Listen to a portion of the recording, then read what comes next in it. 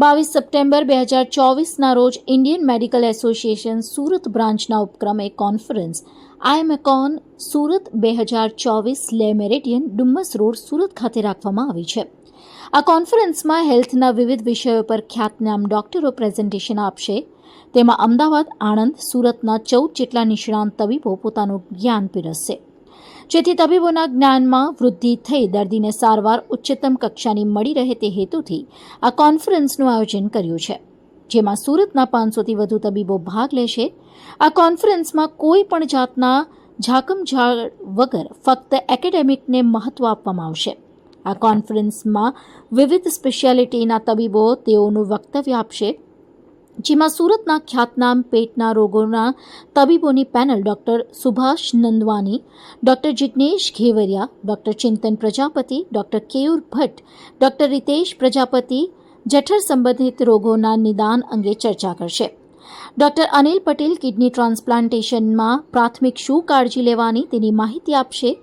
આણંદના ખ્યાતનામ ડૉક્ટર નૈનાબેન પટેલ વંધ્યત્વની સારવારમાં સેલ પ્રત્યારોપણની શોધ વિશે માહિતગાર કરશે। કેન્સરમાં રેડિયોથેરાપીમાં તાજેતરમાં એડવાન્સ સારવારની વિસ્તૃત માહિતી ડૉક્ટર નેહા પટેલ આપશે। આઈએમએકોન 2024 તારીખ 22 સપ્ટેમ્બરના રોજ લી મેરિડિયન ડુમસ ખાતે એનું આયોજન થયેલ છે। ગયા વર્ષે પણ ઇન્ડિયન મેડિકલ એસોસિએશન સુરત દ્વારા આ જ પ્રકારની વાર્ષિક કોન્ફરન્સનું આયોજન કરવામાં આવ્યું હતું। ગયા વર્ષના વિષયો અને આ વર્ષના વિષયો લગભગ બધા અલગ છે, કોઈ પણ વિષયનું લગભગ પુનરાવર્તન નથી। અને જે પણ સાહેબે વિનોદભાઈએ કીધું કે નવી જે બ્રાન્ચો છે, જે સબ્જેક્ટ છે, એમાં સુરતની બહારથી 4 સ્પીકર આવશે અને સુરતના ટોટલ 10 તબીબો આ કોન્ફરન્સમાં ભાગ લઈ રહ્યા છે। અને 550 જેટલા સુરતના ડૉક્ટરો આ કોન્ફરન્સમાં રજિસ્ટ્રેશન કરાવી ચૂક્યા છે। અને બંને તરફી લોકોને અને ડૉક્ટરો બંનેને ફાયદો થાય એવા અભિગમ સાથે અમે આ કોન્ફરન્સ કરી રહ્યા છે। હું ડૉક્ટર પ્રશાંત કારિયા, ઇન્ડિયન મેડિકલ એસોસિએશન સુરતના ખજાનચી તરીકે છું અને અત્યારે આઈએમએકોન 2024નું આયોજન કરવામાં આવ્યું છે।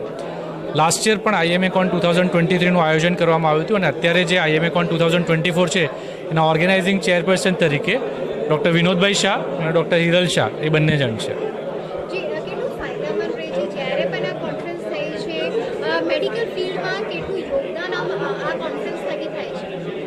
તમે જેમ જુઓ છો કે રોજબરોજ કંઈક ને કંઈક નવું આવ્યા જ કરે છે।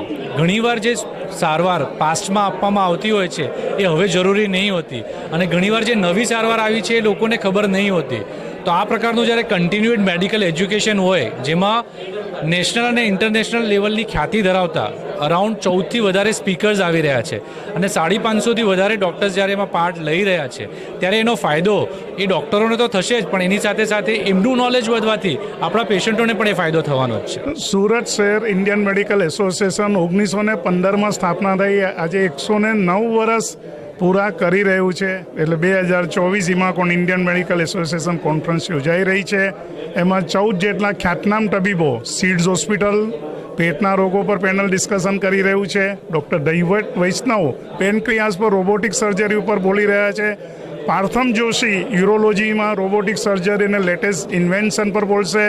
સુરતના લાયન્સ કેન્સર ડિટેક્શનના ડૉક્ટર નેહા પટેલ રેડિયોલોજી પર જ્યારે બોલી રહ્યા છે। Doctor Anil Patel nephrologist kidney ઉપર બોલી રહ્યા છે। અને ડૉક્ટર નૈના પટેલ આનંદથી આવી રહ્યા છે, જે સરોગસીમાં આખા વર્લ્ડમાં એમનું નામ છે। તે આ વખતે ઇનફર્ટિલિટીની અંદર સ્ટેમ સેલ થેરાપી ઉપર એમનું પોતાનું રસપ્રદ વક્તવ્ય આપશે। કેડી હોસ્પિટલના ડૉક્ટર દિવાકર જૈન આવી રહ્યા છે। અમારા સુરતના ખ્યાતનામ સંજય વાઘાણી કાર્ડિયોલોજીસ્ટની અંદર પોતાનું પ્રવચન આપી રહ્યા છે। અને મિસ્ટર હુસેની લોખંડવાલા એનજેના પોતે ડૉક્ટરોનું ફાઇનાન્શિયલ પ્લાનિંગ ઉપર બોલી રહ્યા છે। ડૉક્ટર અમિત ગુપ્તા કેન્સરના વિષય ઉપર પોતાનું રસપ્રદ પ્રવચન આપશે। આમ જુદા જુદા ડૉક્ટરો પોતાની રીતે સંપૂર્ણ પ્રયત્ન કરીને આ કોન્ફરન્સને સફળ બનાવવામાં મહેનત કરી રહ્યા છે।